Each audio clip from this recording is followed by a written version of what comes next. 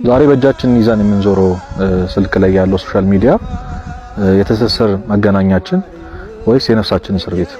ዓለም እንግዲህ እንደተሳሰርን ተነግረናለች።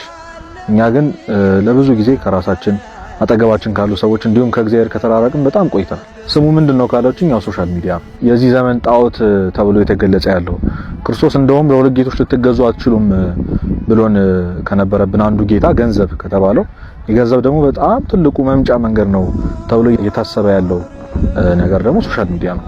ሶሻል ሚዲያውን የማይጠቀም ሰው የለም። ሶሻል ሚዲያን የማያውቅ ሰው የለም።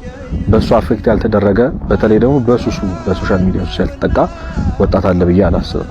የብዙዎቻችን ወጣቶች ህይወት ላይ ተጽዕኖ እያመጣ ያለው ስለ ሶሻል ሚዲያ ዛሬ በሰፊው እንነጋገራለን። እግዚአብሔር ከኛ ጋር። በዚህ በሶሻል ሚዲያ ምክንያት ህይወታችን ላይ እየመጡ ካሉ ተጽዕኖ እያደረጉ ካሉ ወይም ደግሞ ይሄ መጥፎ ጎኑን ብቻ አንስተን በዛው መሃል ደግሞ መፍትሄውን እየተነጋገርን እንሄዳለን። የመጀመሪያው ነገር የትኩረት መበተን።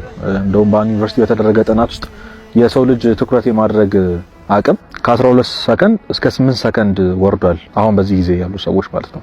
ትኩረት ማድረግ ደግሞ በእኛ ቤተክርስቲያን ወይም በመንፈሳዊ ህይወት ላይ ምን ያህል ትልቅ ተጽዕኖ እንዳለው ሁላችንም እናውቃለን። ለምሳሌ ጸሎት ስናደርግ ሊሆን ይችላል፣ ቅዳሴ ስናስቀድስ፣ አብዛኞቹ መንፈሳዊ ተግባራት ትኩረትን ወይም ደግሞ መስጠትን የሚጠይቁ ናቸው።